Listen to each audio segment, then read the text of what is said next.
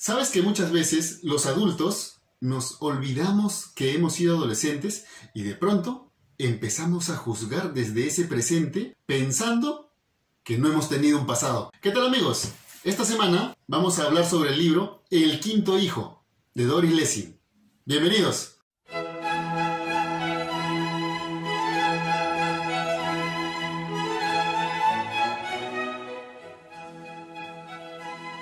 El libro cuenta la historia de Harriet y David, dos adolescentes que en la década de 1960 eran dos incomprendidos.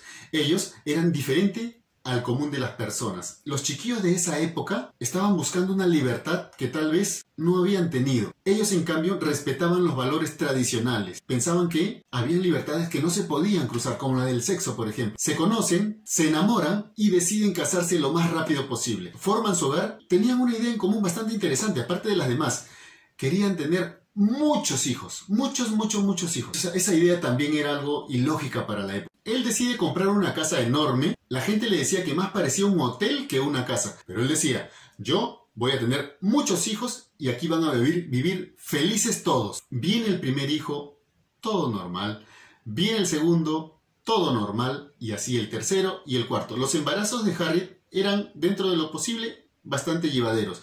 Ciertas complicaciones, pero no mayor dificultad. El problema surge con el quinto hijo. Sí, el que le da título al libro. Con este quinto hijo, el que le da el título al libro, empiezan las dificultades. El embarazo, en primer lugar, no debió darse. Ellos, al tener el cuarto hijo, habían decidido hacer una pausa de 4 o 5 años tal vez, en que la situación se acomode, en que ella recupere un poco las energías, pero parece que este hijo, desde su inexistencia, decidió solo venir al mundo.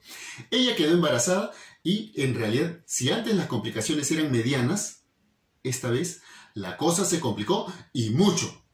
El embarazo fue atípico. Desde pequeñito, desde los 2 meses, mes y medio, empezó a dar muestra de su existencia. Me parece que esto es poco común. Ella empezaba a sentir malestares fuera de lo normal. Ella sentía que el niño quería destruirla desde dentro. Y podríamos decir, bueno, pero los niños son así. Sí, pero ella había tenido 4 hijos y no le habían dado esas dificultades. Ella sentía que por dentro tenía un monstruo, un ser fuera de lo común, algo no natural. Fue al médico a que le haga los chequeos y el médico le dijo, señor, usted debe tener problemas pero personales porque ese niño es totalmente normal. Está desarrollándose de manera natural, no pasa nada. Y ella decía que no era así. El niño la estaba destruyendo. No podía ser que el médico le diga algo tan absurdo. Todo continuó, el embarazo avanzó. Ella quiso cortarlo en varios momentos, pero sencillamente no se atrevió. No sé si a ustedes les ha sucedido, pero la mayoría de mujeres cuando da a luz, el proceso es altamente desgastante, tanto física como emocionalmente. El dolor es atroz y la energía con la que la mujer expulsa al niño hace que toda esta suma agote totalmente a esta persona. Pero una vez que nace el niño, a la mujer le colocan a la criatura en el pecho y parece que por arte de magia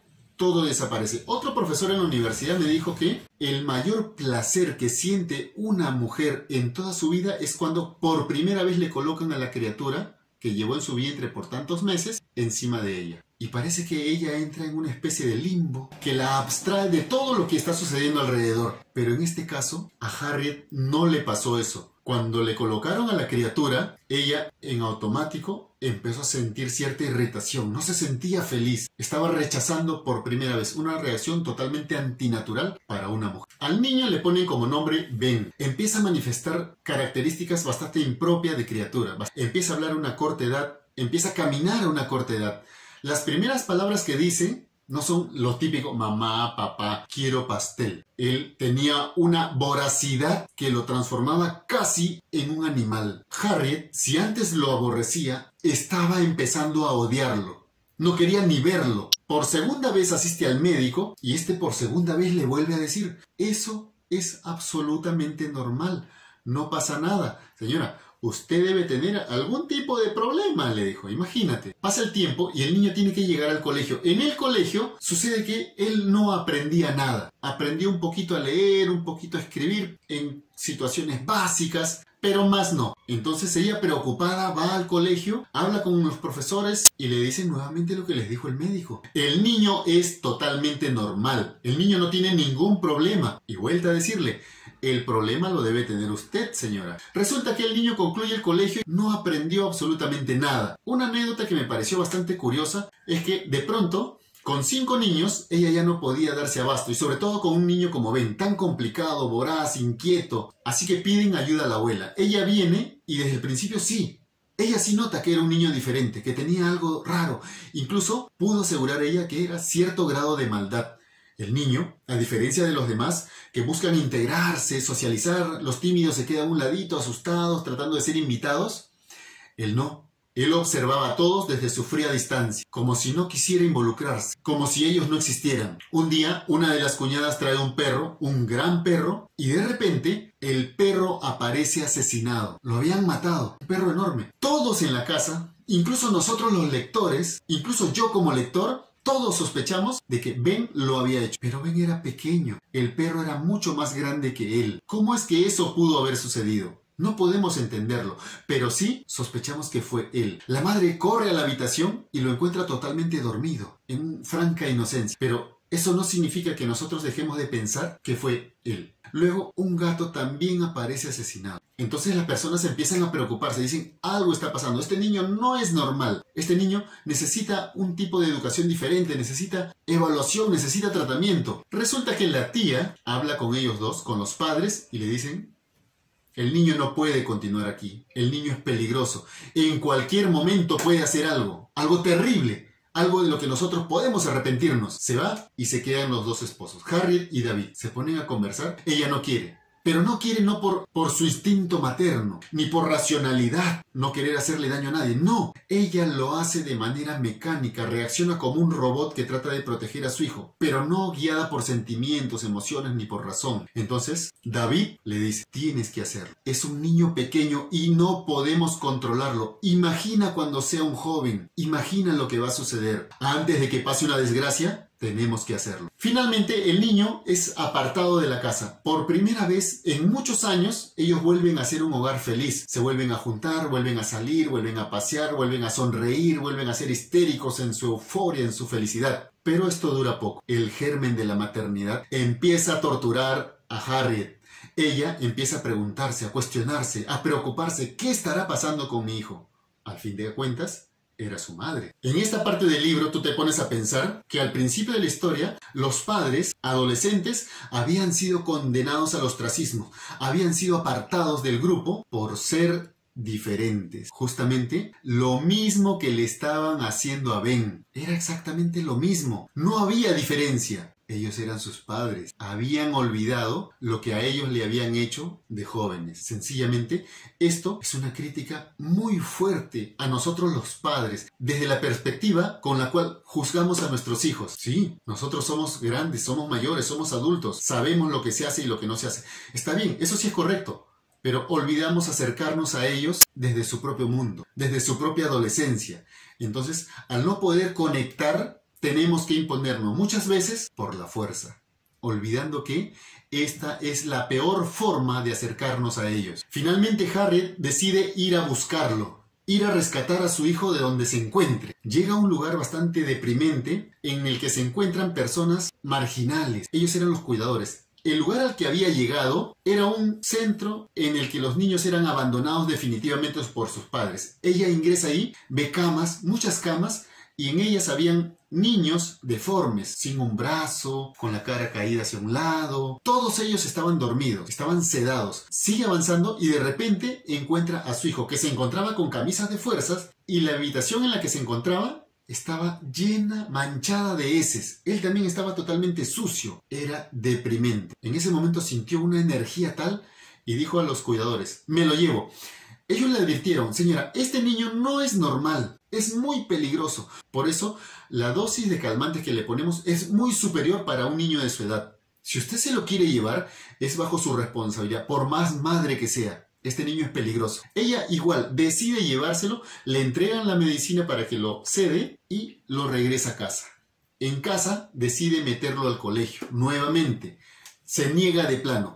En esta circunstancia conoce a John, un joven pandillero, marginal también, con el cual hace una empatía tremenda. Se vuelven grandes amigos. Ben lo miraba como si fuese su Dios. Todo lo que le pedía John, él lo hacía. Entonces Harriet habla con él y le dice, ¿sabes qué? Convéncelo de que vaya al colegio. Y John lo hace. Hijo, yo voy a ir a recogerte todos los días. ¿De verdad, John? Sí, ven, yo voy a ir a recogerte al colegio. Y él con ese gusto va. En el colegio sigue con las mismas circunstancias, sigue sin aprender nada, sigue totalmente aislado de los grupos.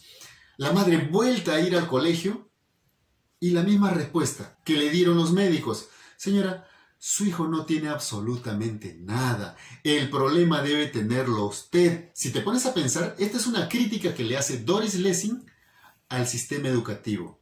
En realidad, no se está preparando a los chicos para afrontar una realidad que van a encontrar en el mundo de afuera. Estamos encerrando a los niños dentro de las cuatro paredes a tratar de hacer cosas que muchas veces no les van a servir en el futuro. Y olvidamos que la escuela es el centro en el que se les van a entregar las herramientas con las cuales van a vivir en el futuro. Resulta que la relación que tienen con John es bastante interesante porque es la primera vez que Ben logra conectar no solo con una persona, sino con un grupo.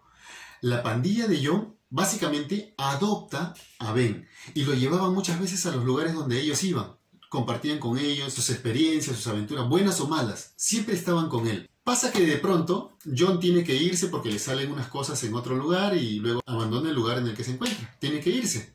Y lo curioso es que Ben, en el colegio en el que se encuentra, empieza a agrupar a seres marginales, a seres apartados de la sociedad y forma por primera vez su propia pandilla. Había conseguido personas que veían en él el líder que siempre habían buscado. En este libro, Doris Lessing había conseguido una especie de laberinto de decisiones, porque en realidad no había una decisión correcta. Los padres en algún momento decidieron abandonar al niño, porque ya no podían con él, pero el abandono no era lo correcto, entonces lo rescataron nuevamente y lo tuvieron en su casa, y tampoco fue lo correcto. Y luego el niño volvió a entregarse a un mundo que no le pertenecía al hogar, y tampoco fue lo correcto. Este juego de correcto e incorrecto nos deja a nosotros como lectores totalmente anonadados porque no sabemos qué hacer. Nosotros nos asumimos totalmente ignorantes frente a esta situación y deseamos de todo corazón que esto no nos pase nunca, que nunca nos toque. En realidad, Doris Lessing ahonda un poquito más en la realidad que le toca vivir a muchos padres, deseando durante el embarazo que nuestros hijos, cuando nazcan, no tengan ningún problema, ni biológico, ni psicológico, ni emocional, que sean personas correctas en formación interna como externa.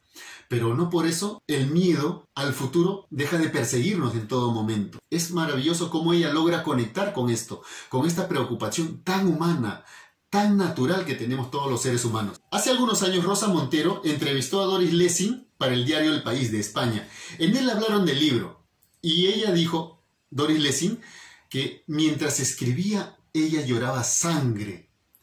Yo pienso que era una especie de catarsis, puesto que en algún momento de su vida ella se había visto obligada a alejarse de su hogar, del hogar de aquella época, y abandonar a sus dos hijos menores.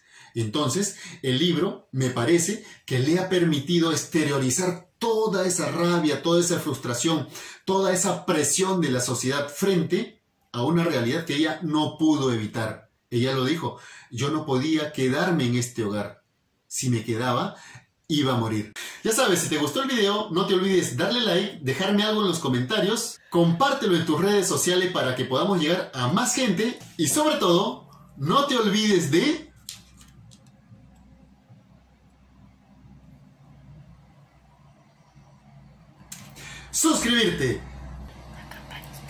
suscribirte y activar la campanita. Suscribirte y activar la campanita. Por si acaso, te dejo aquí al Pensador Moderno y aquí otro video que yo sé que te va a gustar mucho. Hasta la próxima.